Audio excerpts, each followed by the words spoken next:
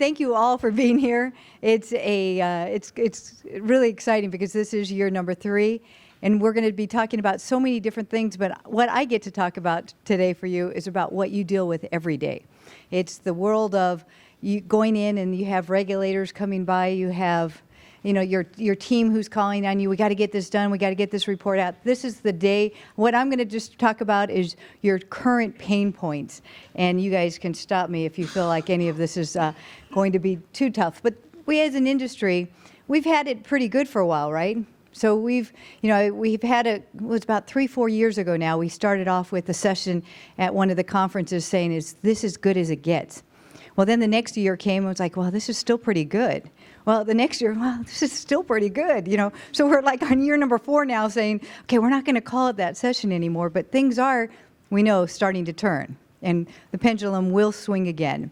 So let's talk about some of the things that you have to deal with on a daily basis.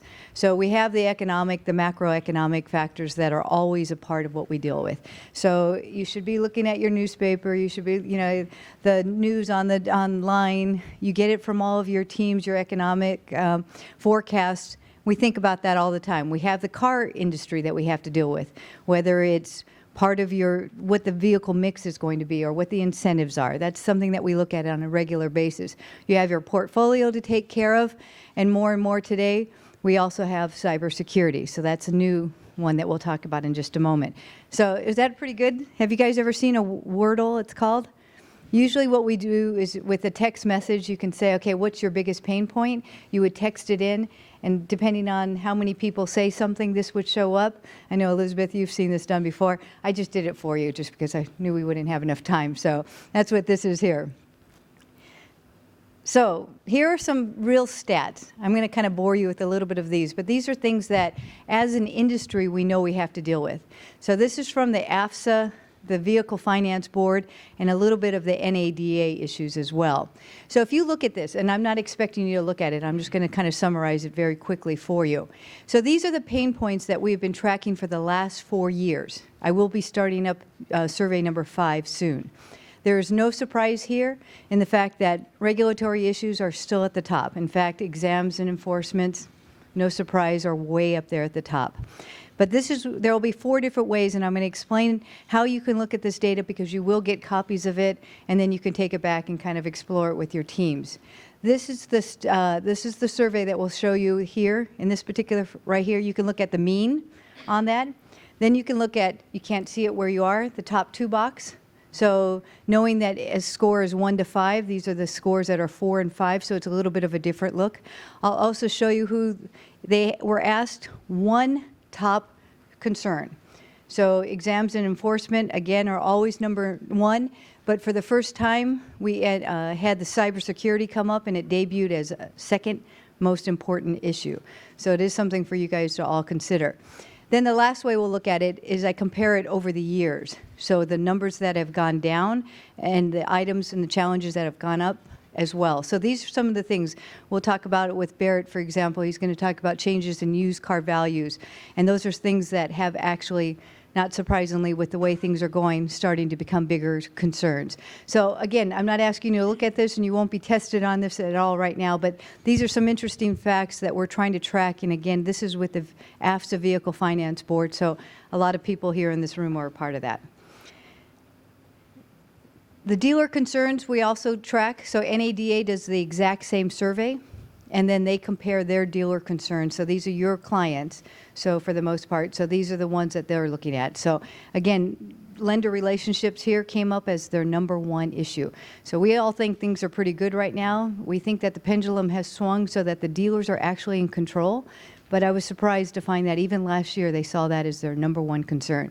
Maybe they start to see that things are going to happen like in 2008 when they started to lose some of their floor plan sourcing that they were getting, and some of their retail financing started to be pulled back. Maybe they saw that. But it was a little bit of a surprise knowing that they were going to be coming in and presenting these results to the finance companies, that they showed that as number 1.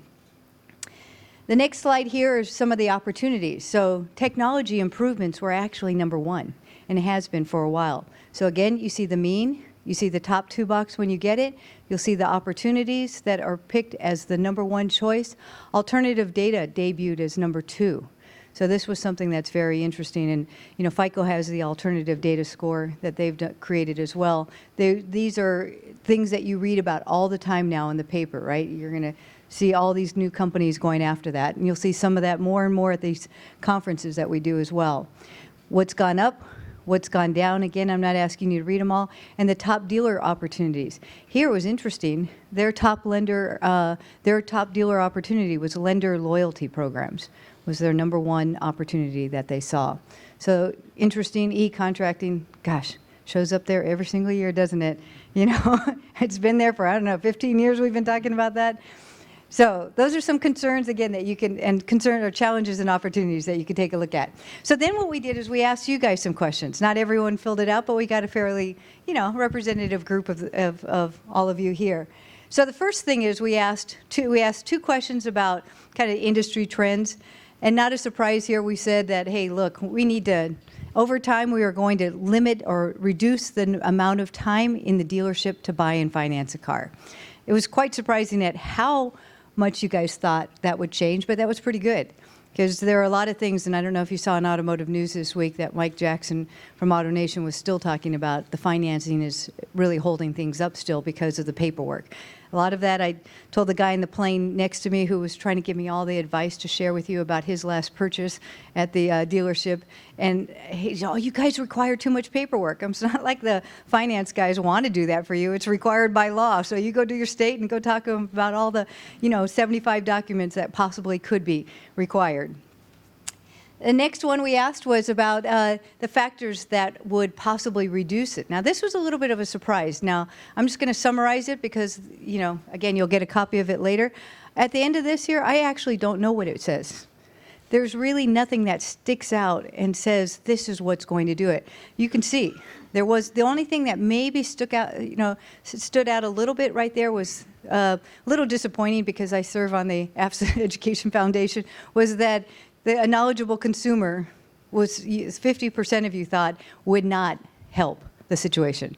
So rank number 6, I'm like, wow, we're spending all this money and effort on this. However, 25% of you ranked it #1. So I like those 25% of the people right there who are saying that. And Kathy's going to be talking about how things are changing with millennials as well. So this will be an interesting topic and things that I hope we can share here in the group. So this is, again, we have a lot of work to do, I think is what I got out of this slide, is we probably don't have a good sense of direction yet of what's going to help reduce that amount of time.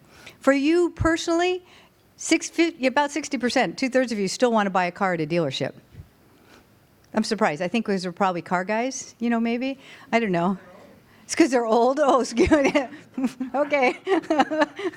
That's possible. I think some of you may also get the thrill. I actually know that some people here in this room have probably never, ever really, truly experienced a customer experience at a dealership. And I'm looking at the captives because when I left Nissan, I had no idea what it was like to buy a car, and when I did, I just recently bought a car in the last few years on my own, kind of without someone with me. They were in my ear, but it was very painful. And the guy tried to pack some payments into my thing, and I made some phone calls over the weekend, and the guy went back to the dealership, and he was like, what, you made some phone calls? I said, yeah, I'm not going to put you on the front page of anything, but you know, this is the kind of stuff that really screws our industry when you do that. So we still have some work there. Sorry, that's just because I had a space. I had to pick that pretty picture up. And the last slide I have here are what are you going to do in terms of alternative ways of purchasing or using or all different types of vehicles that you might be considering over the next several years. Some of you said, I'm not going to be doing anything. That's about half of you. The ones who did say that you were looking to do something, alternative energy vehicles and self-driving and autonomous vehicles were there, and we'll hear a lot about that over the after the next couple days as well. I personally, my husband changed jobs. His company car went away. We are actually doing Uber right now. So we have one car. We both work out of the house, and we're trying this. It's only been 2 months, so I can't give you a real good thing yet. But we've only used Uber once, so we're going to see. Just because he's in the alcohol business, I'm in the car business, and not saying anything or making any judgments, but we all drink too much in our industry. So Uber's a good thing for right now, and it's good for our kids to understand that we're safe as well.